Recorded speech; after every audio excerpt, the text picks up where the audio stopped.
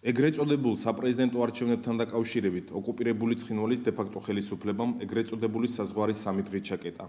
2 დღით ადრე ეგრეთ წოდებულმა უსაფრთხოების კომიტეტმა განცხადება გაავრცელა, რომელშიც ნათქვამია: უსაფრთხოების ზომების გაძლიერების მიზნით, რაც საპრეზიდენტო არჩევნების ჩატარებას უკავშირდება, 7 აპრილის 20 საათიდან 10 აპრილამდე დროებით შეწყდება მოქალაქეთა გატარება საქართველოს ადმინისტრაციულ საზღვარზე. მიმოსვლა ჩვეულ რეჟიმში 10 აპრილის 20 საათიდან აღდგება. დღეს ოკუპირებული ცხინვალის რეგიონში ეგრეთ წოდებული საპრეზიდენტო არჩევნები და ეგრეთ წოდებული სამხრეთ ოსეთისთვის სახელის გადარქმევის საკითხზე რეფერენდუმი ტარდება.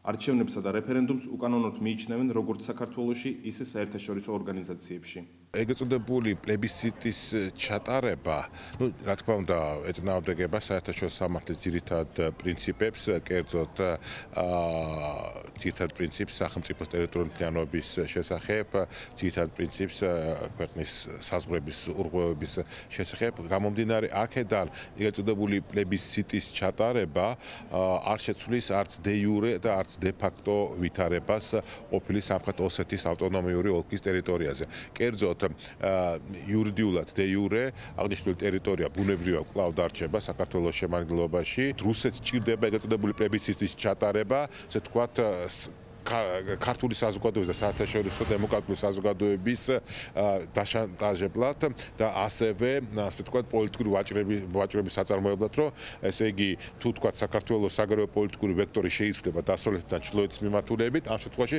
შესაძლებელია, რომ რუსეთმა აღარ განიხილოს საკითხი ეგრეთ წოდებული სამხრეთ ოსეთის ან ალანის რესპუბლიკის რუსეთის ფედერაციის შემადგენლობაში შესვლის საკითხი, თუმცა ისევ და ისევ დე-ფაქტო ვითარება არ შეიცვლება და ამიტომაც როგორც რუსეთს ასევე ესე იგი ცხინვალის რეგიონში მოკალათებულ მარიონეტულ რეჟიმს არავითარი ილუზია არ უნდა ჰქონდეთ იმისა, რომ თქვათ ისინი როგორმე მიაღწევენ ეგრეთ წოდებული ცხინვალის რეგიონის ან დამოუკიდებლობას, ან მის შესვლას, მით უმეტეს მის შესვლას რუსეთის ფედერაციის შემადგენლობაში.